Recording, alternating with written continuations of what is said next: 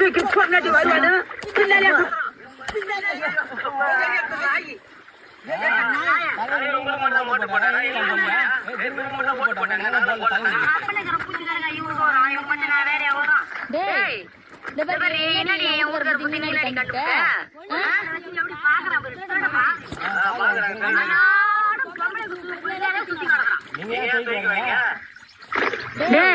என்ன கண்டாடா இவங்க எல்லாம் தூக்கி வரும்போது நீ வரக்கூடாதுன்னு உனக்கு எத்தனை நாளைக்கு சொல்லிக்கிறா பேசுறாளுங்க 6 மணி தூக்கிறலுங்கம்மா.